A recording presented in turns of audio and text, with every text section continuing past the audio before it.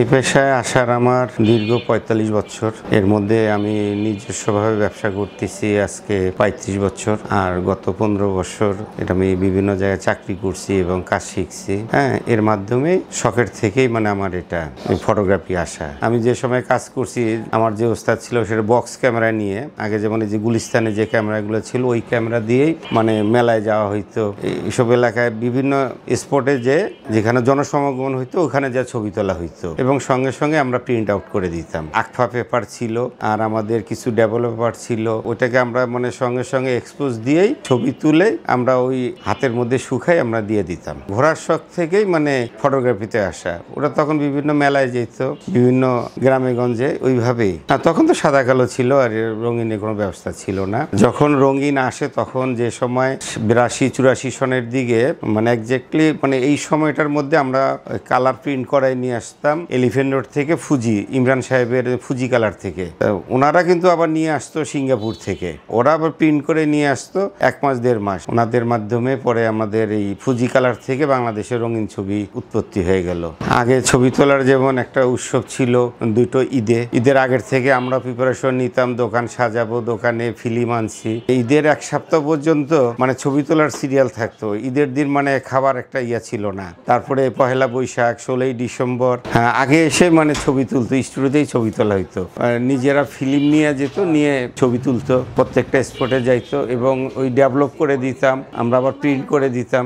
আগে একটা ছবি তোলাতে আমরা সময় নিতাম বেশি, সময়টা বেশি নিয়ে একদম মানুষটাকে বসায় একদম পারফেক্টভাবে তাকে 10টা কথা বলতাম। ক্যামেরার দিকে তাকায় থাকেন, চোখ খোলা রাখেন, মুখ বদ্ধ রাখেন, মাথা লড়াবেন না, চোখের পলক ফেলবেন না, এইভাবে আমরা বলে আমরা স্ন্যাপটা নিতাম। কারণ আমাদের একটা রিলে ছিল ৩৬টা এক্সপোজ করতাম, তা আমরা একেবারে পারফেক্টলি ভাবে ৩৬টা এক্সপোজেই দিতাম। তো তখনকার এইরকমই ব্যাপারগুলো ছিল। ফ্যামিলি পোর্ট্রেট ছবিগুলো তুলতো বেশি, তারা ওই ছবিগুলো পরবর্তী সময়ে ভালো হলে বড় করে রাখতো। এটা প্রত্যেক বাড়ির ছবির একটা আনন্দ ছিল। রমজানের শেষের দিকে এসে অনেকে ১ মাস রোজা করার পরে দাঁড়িয়ে রাখছে, একটা ছবি তুলবে, হাফ ছবি, ওই ছবিটা বড় করবে। তো এইরকম আগে এইরকম শখগুলো বেশি ছিল। আমাদের স্টুডিওর মধ্যে কোট রাখতাম, শার্ট রাখতাম, টাই থাকতো।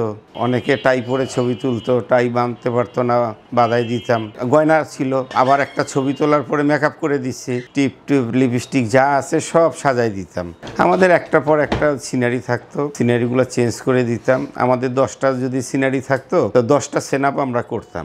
যে দোকানে যত সিনারি থাকে এক্সপোজ বেশি হয়, ছবি কথা বলে। ঠিক আগের ছবিগুলো একটা সাদা কালো ছবিকে আমরা এত সুন্দরভাবে কাজ করতাম, একটা ছবি 10 দিনের মধ্যেও ফিনিশিং দিতে পারতাম না। 40 বছর আমার এই বক্সের বয়সেই হবে। এই বক্সটা এটা হলো আমার সাদা কালো আমলের এই সাদা কালো নেগেটিভ। এই সাদা কালো নেগেটিভগুলোকে এখানে দিতাম।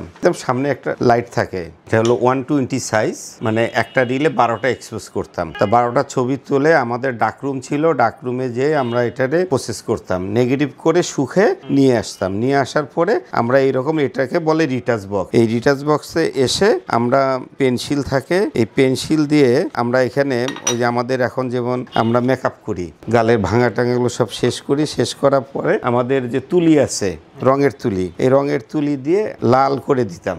আমাদের এই সাইডগুলো কালো থাকে, গলার নিচে নাকের এই সাইডগুলো শেড পড়ে থাকতো। এই শেডগুলোর আমরা রং দিয়ে সুন্দরভাবে মেকআপ করতাম, করে ডাকরুমে প্রিন্ট করতাম। এখন তো ডাকরুম নেই, আর দেখাইতেও পারবো না। আমার এনলার্জ মেশিন কিন্তু এখনো আছে, ওটা তোলানো আছে, স্মৃতি হিসাবে রাখছি। এখানে একটা সামনে লাইট দিতাম, যেমন এই আলোটা থাকলে এখানে এই দেখলে যে সুবিধা হইতো। 2 সাইডে নাকের শেড যা আছে এই নাকের শেডগুলো আমরা উঠাই দিতাম। এই যে ইমালশন সাইট, এটাকে বলে ইমালশন সাইট। ইমালশন সাইটে খুব সূক্ষ্মভাবে চোখ দিয়ে দেখে চোখের 2 সাইডে, কপালের 2 সাইডে, তারপর গলার নিচে আস্তে আস্তে ওই পেন্সিল দিয়ে ভাঙাগুলো ভরাই দিতাম। ছবি, বড় ছবি বানাইতে নেগেটিভের কাজটা আগে করতে হয়, করার পরে এটা ডাকরুমে যে প্রসেস করতাম। আমার হাতে এই ক্যামেরাটা দীর্ঘ ৩৫-৩৬ বছর হয়েছে কেনার বয়স। তখন আমি এটা ঢাকা স্টেডিয়াম থেকে নিয়েছিলাম, মিতালি ইলেকট্রনিক্স। সেই সময় দাম ছিল মনে হয় ৩৬০০ টাকা, এই রকমের মধ্যে আমার নিচ্ছি, মনে নেই, এরকমই ছিল। ভালো ক্যামেরা। এটা দাম কম ছিল আর কাজ ভালো হইতো। প্রত্যেকটা ছবি তুলতাম, আবার মনে করেন একটা করে ছবি তুলতাম, রিল ঢুকাইতাম, কাইটা নিতাম, সুবিধা হইতো। দাম কম দামের ক্যামেরা ছিল, এই জন্য এটা খুবই সুবিধা ছিল। আর এটা সাদা কালোর পাশাপাশি তখন রঙিন ক্যামেরা ছিল। এটা ছিল আশাই পেন্টাক্স স্টিল বডি, খুব ভালো ক্যামেরা। ক্যামেরার জগতে এটাও ভালো ক্যামেরা ছিল, আমি এটা দিয়েই কাজ করতাম। তো লাস্টে এসে এটা আমার কাছে রয়ে গেছে।